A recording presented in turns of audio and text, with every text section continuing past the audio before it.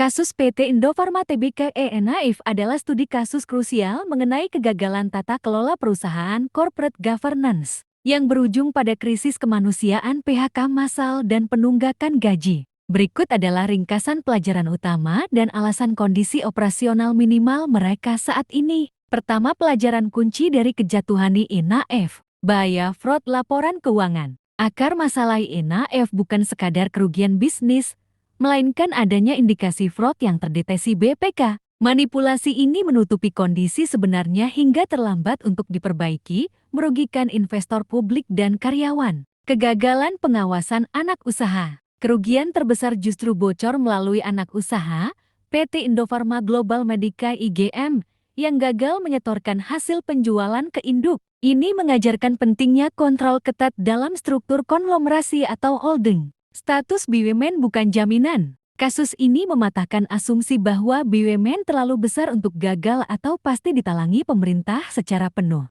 INAF dibiarkan masuk PKPU dan harus berjuang sendiri dengan bantuan terbatas holding Bio Farma untuk restrukturisasi. Cash flow adalah raja. Meski di atas kertas mungkin tercatat memiliki aset atau piutang, INAF lumpuh karena tidak memiliki kas real. Untuk operasional dasar, termasuk membayar gaji karyawan selama berbulan-bulan. Kedua, mengapa karyawan INAF kini sangat sedikit? Saat ini, INAF beroperasi dengan jumlah karyawan yang ekstrem minim, dilaporkan sekitar 21 orang dari sebelumnya ribuan, karena alasan-alasan berikut. Kebangkrutan teknis, defisiensi modal. Perusahaan mengalami ekuitas negatif ratusan miliar rupiah. Mereka secara harfiah tidak memiliki dana untuk menggaji tenaga kerja dalam jumlah normal. Mandat homologasi PKPU. Untuk menghindari kepelitan total, INAF terikat pada perjanjian perdamaian homologasi dengan kreditur. Salah satu syarat utamanya adalah efisiensi biaya extreme right sizing agar arus kas bisa digunakan untuk mencicil utang,